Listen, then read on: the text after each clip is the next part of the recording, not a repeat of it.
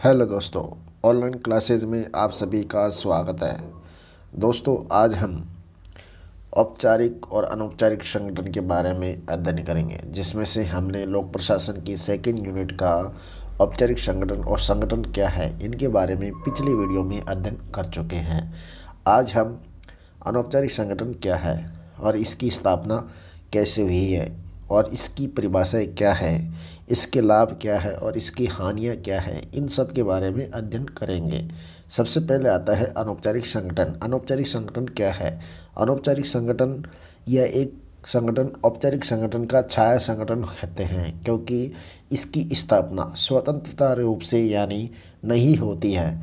स्वतंत्रता रूप से मतलब जो नियमावली व कानून के आधार पर जिस संस्था की स्थापना की जाती है वो औपचारिक संगठन के रूप में आता है।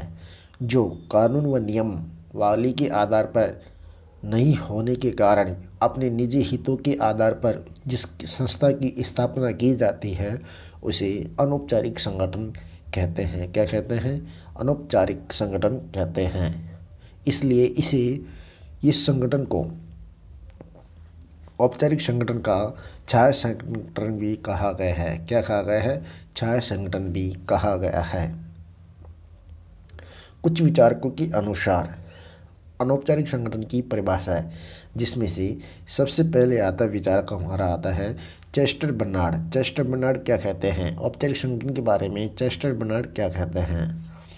चेस्टर बर्नार्ड महोदय कहते हैं कि अनौपचारिक संगठन व्यक्तिगत संपर्कों, परस्पर क्रियाओं तथा लोगों का सामूहिक संघों का समूह होता है। यानी व्यक्तिगत संपर्कों, परस्पर क्रियाओं तथा लोगों का जो सामूहिक संघ होते हैं उनका समूह बताया जाता है। क्या बताया गया है? उनका समूह बताया गया है। यानी व्यक्तिगत संपर्क आपस में जो परस्पर करते हैं और व्यक्तियों का यानी लोगों का समूह को जो संघों का जो समूह होता है उसको क्या कहते हैं? इसे अनौपचारिक संगठन कहते हैं। कौन कहते हैं? Chester Barnard. दूसरा हमारा विचारक कहता है कि कीथ डेविस। कीथ डेविस के अनुसार औपचारिक संगठन क्या है? कीथ डेविस ने औपचारिक संगठन को ये बताया है कि यह व्यक्तिगत तथा सामाजिक संगठनों का ऐसा जाल है जिसे स्थापित करने के लिए किसी अनौपचारिक संगठन की आवश्यकता नहीं होती है। क्या नहीं होती है? अनौपचारिक संगठन की आवश्यकता नहीं होती है, क्योंकि यह व्यक्तिगत और सामाजिक संगठनों का एक ऐसा जाल बताया गया है। क्या बताया गया? जाल बताया गया है। किसका? व्यक्तिगत और सामाजिक संगठनों का, जिसे स्थापित करने के लिए किसी औपचारिक संगठन की आवश्यकता नहीं पड़ती है। यानी जो व्यक्तियों का समूह अपने हितों के लिए जो संगठन बनाते हैं उसे अनौपचारिक संगठन कहते हैं।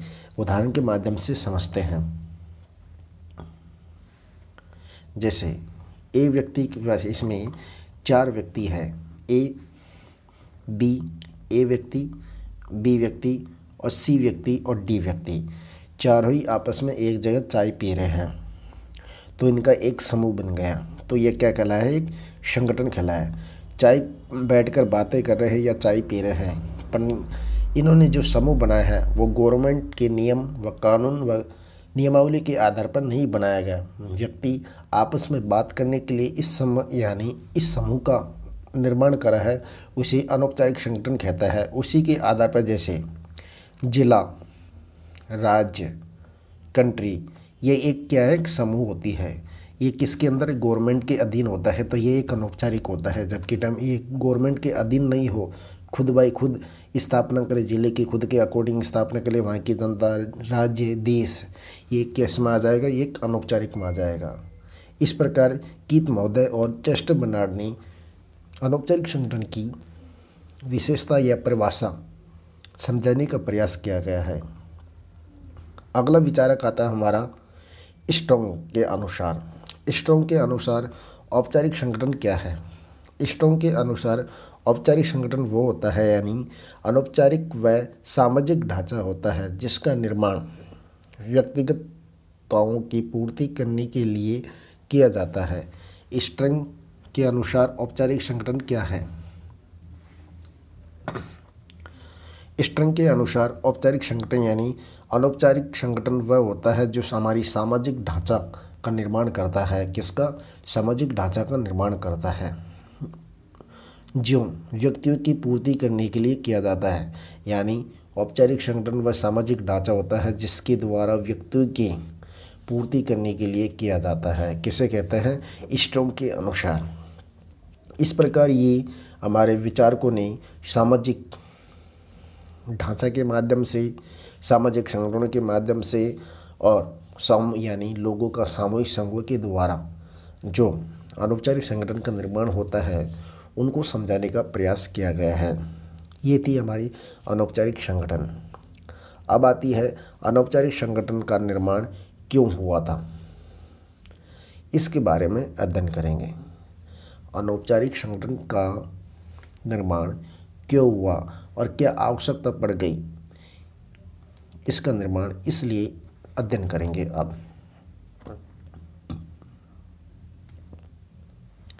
हमारी अगली हेडिंग है अनौपचारिक संगठन का निर्माण क्यों हुआ।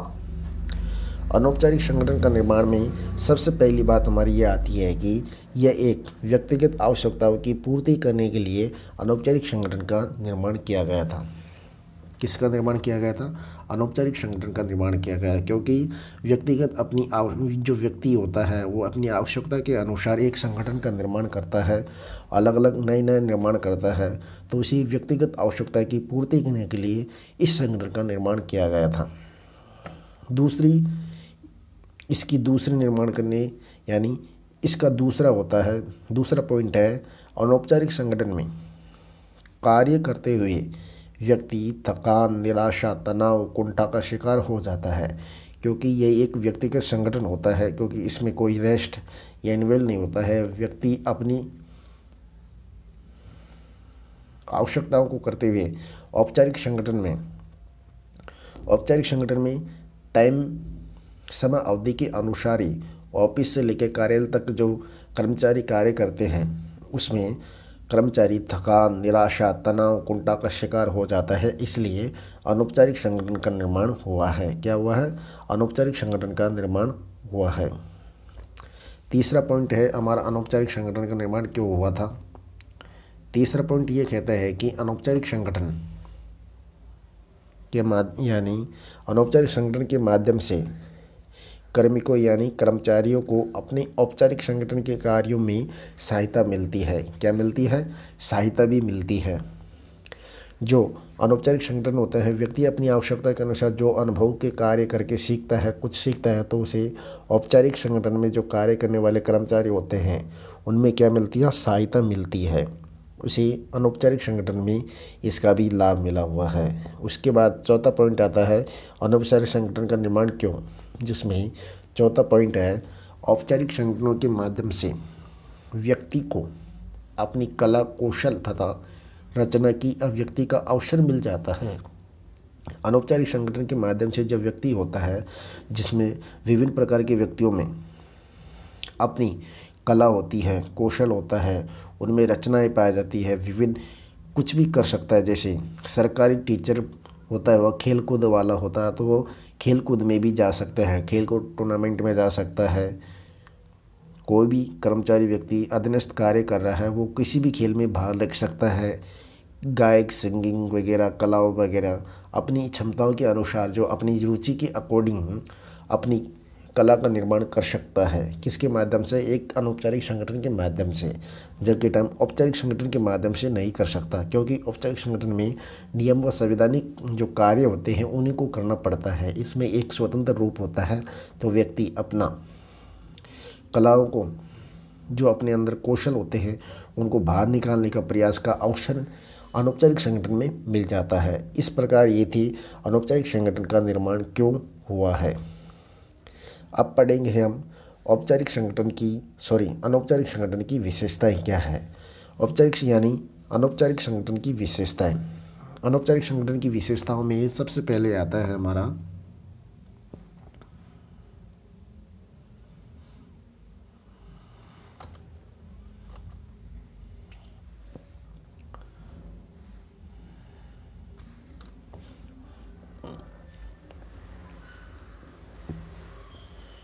अनौपचारिक संगठन में सबसे पहली विशेषता आती है स्वतः निर्माण। क्या आती है? स्वतः निर्माण। स्वतः निर्माण का मतलब होता है दोस्तों, संगठन के सदस्यों के द्वारा अपनी आवश्यकताओं की पूर्ति के लिए स्वतः ही निर्माण करना।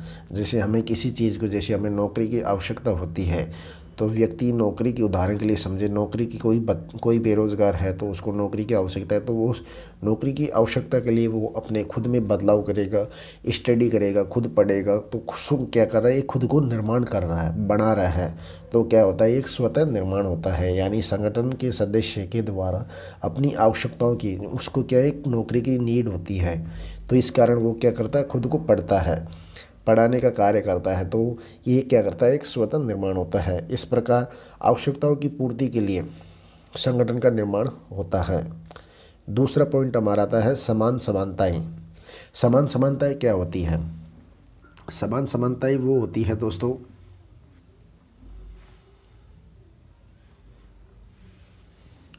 समान समानताओं में अनौपचारिक संगठन समाजवादी प्रकृति के होते हैं, यानी जो अनौपचारिक संगठन होते हैं वो समाजवादी प्रकृति के होते हैं। क्या होते हैं? समाजवादी प्रकृति के पाए जाते हैं, क्योंकि जब व्यक्तियों की आवश्यकताओं की समान प्रकृति होती है, यानी जो व्यक्ति होते हैं उनकी आवश्यकताओं की जो प्रकृति होती है वो समान होती है, तब अनौपचारिक संगठन का व्यक्ति सदस्य बन जाता है। क्या बन जाता है? सदस्य बन जाता है।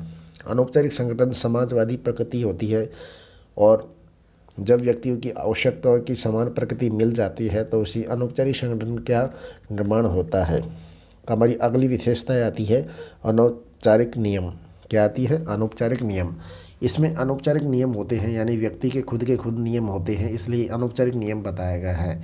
इस संगठन के माध्यम से कोई कानूनी मान्यता नहीं होती है तथा कोई कानूनी स्थायी नहीं नियम होते हैं।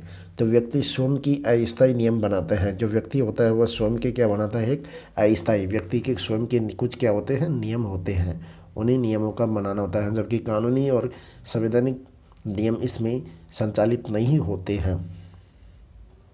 हमारा चौथा नियम है, चौथी विशेषताएं हैं औपचारिक संगठन की। चौथी विशेषताएं,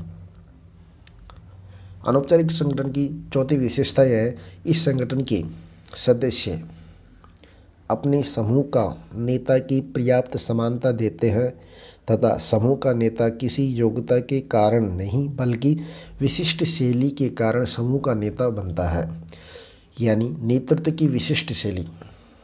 अनौपचारिक संगठन की चौथी विशेषता क्या कहती है? जो नेतृत्व होता है उसकी एक, जो नेतृत्व करता है संगठन का, जो नेतृत्व करता लीडर होता है, उसमें एक विशिष्ट शैली होती है। विशिष्ट शैली क्या होती है? यानी सभी व्यक्तियों को क्या कर सकता है? अपनी वक्ताओं के माध्यम से, यानी अपने बोलने के माध्यम से सभी व्यक्तियों को अट्रैक्टिव करके वो क्या करता है? कंट्रोल करने का कार्य करता है। यानी इस संगठन के सदस्य अपने समूह का नेता की जो पर्याप्त सम्मान देते हैं। सम्मान क्यों देते हैं? क्योंकि वो एक अच्छा इंसान है और वो अच्छा कार्य कर रहा है और सबको एक सूत्र में बांधने का कार्य करता है। इसलिए जो संगठन के जो सदस्य होते हैं, यानी समाज की जो सदस्य होती है, वो क्या करता है? हमारे नेता को एकता में बांधने का कार्य करता है। और नेता की किसी योग्यता के कारण नहीं बल्कि वो इसमें क्या होती है? एक विशिष्ट शैली पाई जाती है। क्या है? एक विशिष्ट शैली के कारण वो पूरे समूह को क्या करता है? कंट्रोल करने का कार्य करता है। पूरे समूह को कंट्रोल करने का क्या करता है? कार्य करता है। इस प्रकार की हमारी चौथी विशेषताएं थी। अनौपचारिक संगठन की अगली विशेषता आती है, 5वीं नंबर की है सामूहिकता। सामूहिकता क्या है?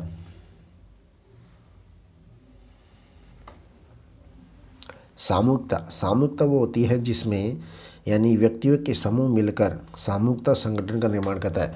विभिन्न व्यक्तियों के जो समूह होते हैं उनका संगठन मिलकर ही क्या करते हैं? इनका समूह बनाते हैं। क्या बनाते हैं? समूह बनाते हैं। तो उसे सामूहिकता संगठन कहते हैं। क्या कहते हैं? उसे सामूहिकता संगठन कहते हैं। अब हम अनौपचारिक संगठन के लाभ और गुण के बारे में अध्ययन करेंगे। अनौपचारिक संगठन के लाभ क्या है या फिर गुण क्या है? अनौपचारिक संगठन के लाभ और गुण।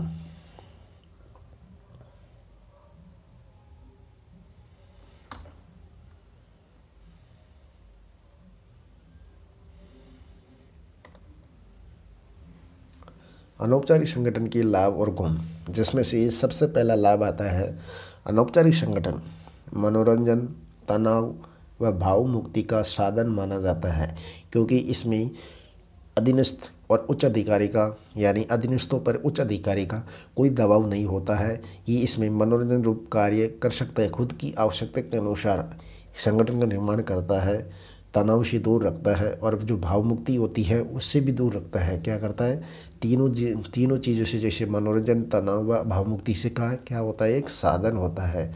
एक अनौपचारिक संगठन फ्रीडम के रूप में कार्य करता है।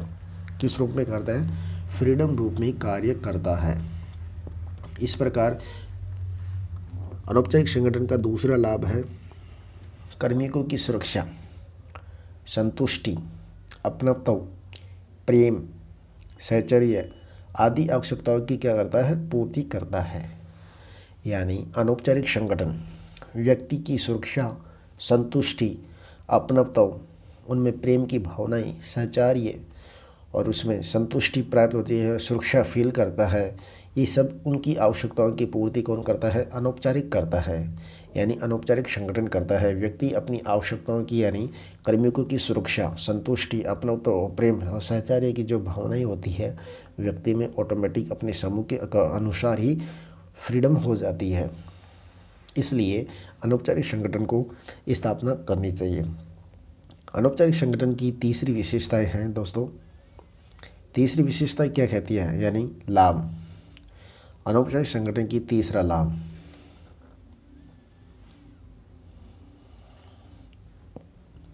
तीसरा लाभ ये कहता है कि औपचारिक संगठन में कार्य के दौरान हुए विवादों, तनाव को आपसी सामंजस्य के साथ ही आसानी से सरल किया जा सकता है। यानी औपचारिक संगठन में जो नियम के अनियम या संविधान के आधार पर कार्यों के दौरान कार्य के दौरान हुई विवादों, तनाव को आपस में सामंजस्य यानी तालमेल बिठाकर यानी आसानी से उसको सरलता के रूप से सुलझाया जा सकता है। कौन कहता है, ये अनौपचारिक संगठन। यानी औपचारिक संगठन की जो कार्य होते हैं उनमें जो विवाद हो जाते हैं, तनाव आ जाता है, जो आपस में समझ से बैठकर यानी तालमेल बिठाकर आसानी से उनको सुलझाया जा सकता है। किसके माध्यम से, अनौपचारिक संगठन के माध्यम से। अनौपचारिक संगठन का चौथा लाभ है औपचारिक संगठन के कार्यों में सहायता मिलती है। क्या मिलती है, औपचारिक संगठन के जो कार्य होते हैं उनमें सहायता मिलती है। किससे, अनौपचारिक संगठन से। क्योंकि ये व्यक्ति अपनी आवश्यकता के अनुसार संगठन का निर्माण करता है, वो जो कार्य खुद करना सीख जाता है तो उसको औपचारिक संगठन में जो कार्य होता है उनको करना भी आसानी से आ जाता है। पांचवा लाभ क्या कहता है, अनौपचारिक संगठन की पांचवा लाभ। अनौपचारिक संगठन का पांचवा लाभ ये है कि ये संगठन औपचारिक संगठन की कठोरता, नियमबद्धता, जटिलता आदि को आपसी सामंजस्य के माध्यम से सरल बनाने का प्रयास करता है। यानी ये औपचारिक संगठन की जो कठोर नियम बाध्यता वाले जो जटिल नियम होते हैं उनको आपस में समझ से बिठाकर उनके माध्यम से उनको क्या करता है, सरल बनाने का क्या अपनी कार्य करता है। कौन करता है, अनौपचारिक संगठन करता है। जो संवैधानिक रूप से कठोर नियम, जटिल नियम जो कार्य होते हैं उनमें तालमेल बिठाएगा और तालमेल बिठाने के माध्यम से उनको सरल करने का कार्य कौन करता है, अनौपचारिक संगठन का कार्य होता है। हमारा छठा अनौपचारिक संगठन का लाभ है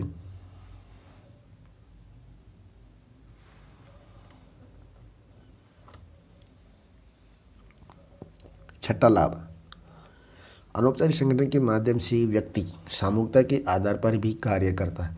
किसके आधार पर, सामूहिकता के आधार पर व्यक्ति कार्य करता है। अनौपचारिक यानी जो संगठन होता है वो औपचारिक संगठन के में सामूहिकता के रूप से भी कार्य करना सीख जाता है, क्योंकि उसमें विभिन्न वर्गों के लोग आपस में एक साथ मिलकर कार्य करते हैं, इसलिए सामूहिकता का आधार कार्य बन जाता है। उसके बाद सातवां आता है औपचारिक संगठन में कार्य करते हुए व्यक्तियों का संकट तथा आपातकाल की स्थिति में भी संबल प्रदान करता है, यानी शक्ति प्रदान करता है। औपचारिक संगठन में जो कार्य कर रहे हैं जो कर्मचारी होते हैं वो आपस में व्यक्ति जो संकट आ जाता है किसी के बेर या आपातकाल में स्थिति में यानी शक्ति प्रदान करने का कार्य भी अनौपचारिक संगठन का होता है। किसका होता है? अनौपचारिक संगठन का होता है। इस प्रकार हम अगले वीडियो में अध्ययन करेंगे अनौपचारिक संगठन की हानियाँ क्या है, सीमाएं क्या है। और दोस्तों, आपको हमारा वीडियो अच्छा लगा तो आप इसे शेयर और सब्सक्राइब जरूर करना। नमस्कार।